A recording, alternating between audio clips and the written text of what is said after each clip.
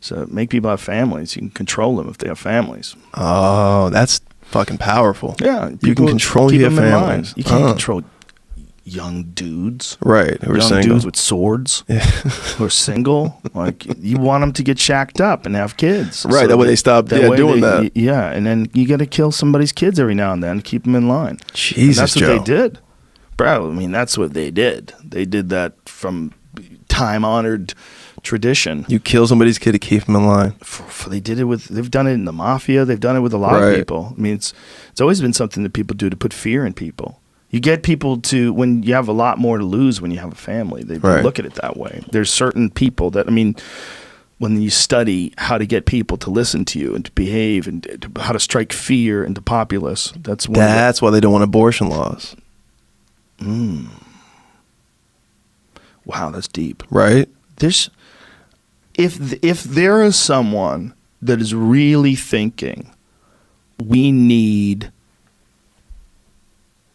to make sure that people have families so that they'll be more vulnerable. Yeah. If there's someone that is following that philosophy, which is not my thought. Yeah, exactly. You said the Romans said that. But it's been around forever. Mm-hmm. This is like a commonly like a human, humans born, they think that like, oh, we have to keep families to keep them in line. Well, it's when you talk about authoritarian figures, like people that want to have an iron fist to control the population. Mm-hmm. The last thing you want is a bunch of young single guys running around with no attachments, because that's how coups get successfully completed. Yeah. A bunch of young mercenaries just decide to take over your fucking building like expendable style and shoot everybody. You don't want that. Yeah, because they have nothing to lose. Right. You want a guy who loves his wife and he's got something loves to lose. His kids, and he's got something to lose, and that's how you keep a society in order. And that's why you shouldn't be getting rid of babies. No condoms, no babies. No birth control, no babies. If someone really was plotting out a culture that way, like really masterminding it and really saying that, not just knowing that it is the case that people do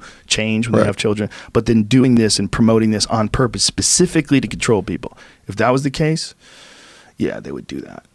They would do that too. They would work against abortion because they would want more people to have more kids so that they can control them. That makes sense. Well, good. It's crazy to think that way. But it would only be like one factor. I think the major factor is religion, because if you are pro-life and a candidate is pro-choice, in your mind, a lot of times people decide that person is against like God's law.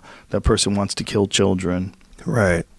So they almost feel like compelled to vote, to vote against you if you're pro-choice. I know, but like, are they thinking about, well, what if this mother doesn't raise this child? Now you have this, this mother who's resentful of this child that she had that you guys made her have, and this child who's, this loveless child now, and they both, she's got mental illness, he's got mental illness because, he's looking for his mother's love. She's like, this kid ruined my dreams, this husband didn't stay, that kind of thing. And you're making these communities, depressed and sad, and then you guys who said, no, you have to have that. You're not raising this kid, you're not putting money in that, in this family's pocket. All these things you're saying are true. Yeah. It's one of those things where you could see two like distinct patterns, but infinite different varieties of completely. The world sucks because the baby was born, or the world is amazing because the baby's born. Right. Tim Tebow says that, That's the thing, man. It's true. And Tim Tebow's awesome. It's true with all. I mean, you never know. You never know. But it's whose decision should it be, and what is it? That's the real question. Like, what is abortion? Right. Like, what is it? Is it killing a baby, or is it a medical procedure? Like, which one is it? Oof. That's a slippery slope. But that's where the debate falls in pro-choice or pro-life. It's not that these pro-choice people are evil people. No. They just don't want anybody dictating. I mean, it's not like an evil organization that's created by Satan. It's not. It's women that don't want you to tell them what to do with their reproductive system. Right. That's what it is. They want to be able to make the choice themselves.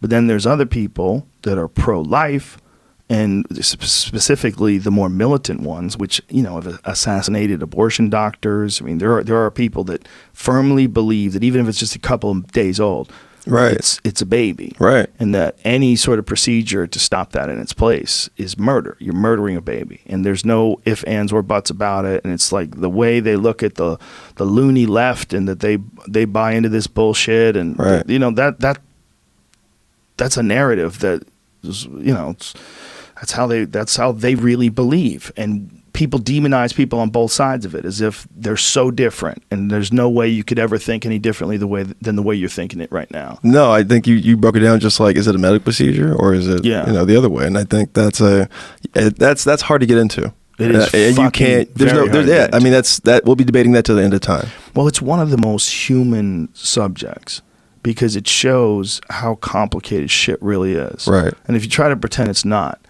then you get into late-term abortions.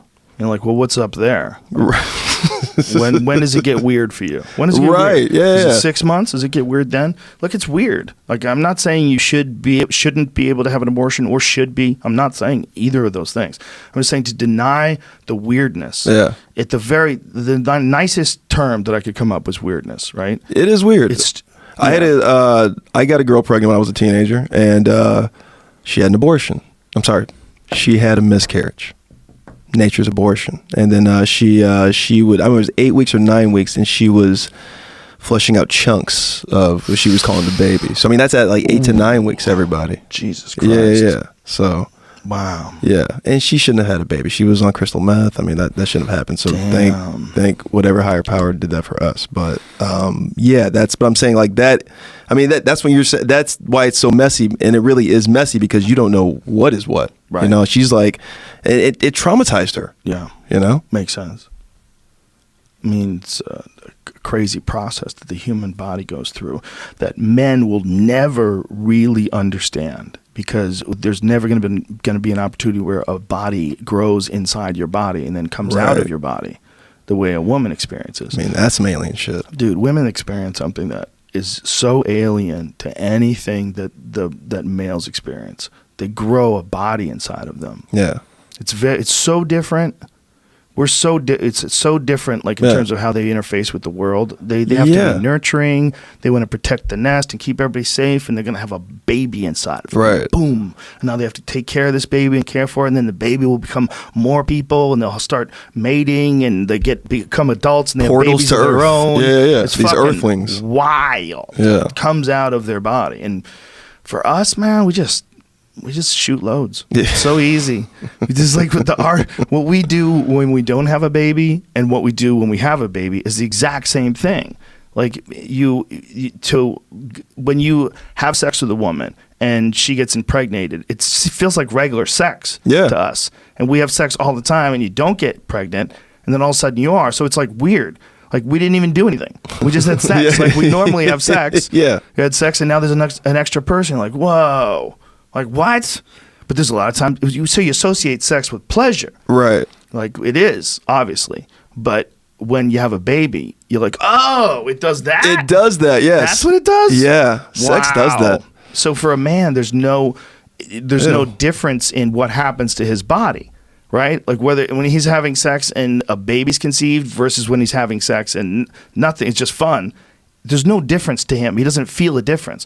Yeah. Whereas a woman, literally, her body will fucking grow. Yeah. A person with a brain that she's sharing vessels and things with. This thing's kicking inside of her. Like that experience.